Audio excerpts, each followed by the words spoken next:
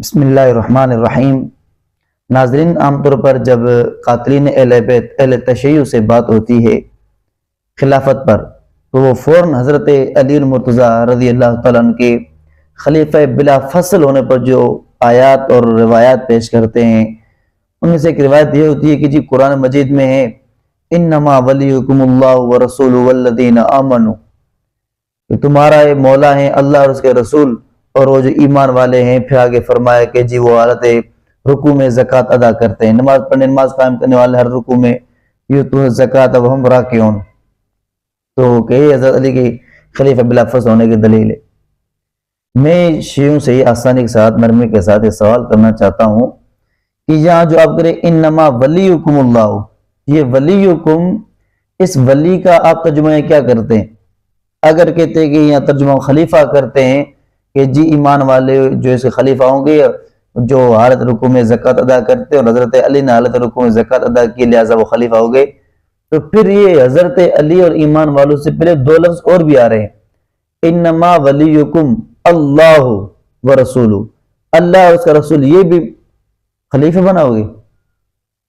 اگر ولی کا ترجمہ تم خلافت کرتے ہو تو کیا اللہ اور اس کے رسول کو تم خلیفہ بناؤ گے اپنا؟ نعوذ باللہ، اللہ کس کے خلیفہ بنیں گے؟ رسول اللہ صلی اللہ علیہ وسلم کس کے خلیفہ بنے اگر ترجمہ ولی کا یا مولا کا تم خلافت کرتے ہو تو؟ ایک بات۔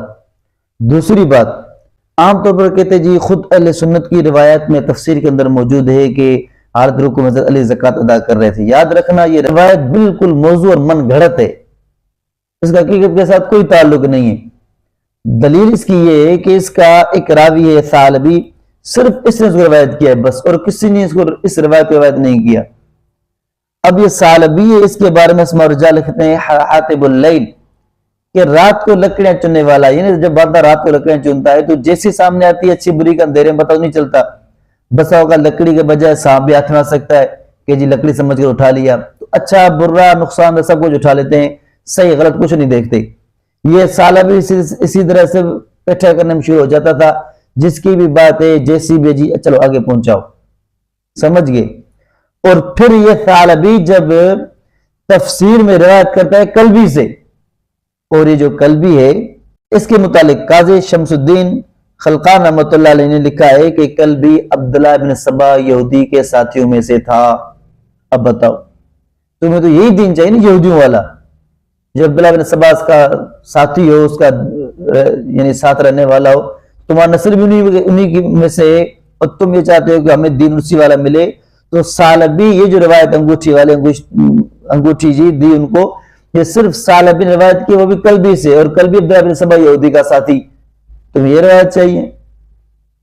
اور دوسرے اگر اس نے روایت کہیں سے کی ہے تو وہ جو اس نے کی ہے محمد بن مروان السدی الصغیر، جس پر تو اسماء الرجال یہاں تک کہا کہ اس پر جھوٹ اور وضع اسی پر ختم ہے۔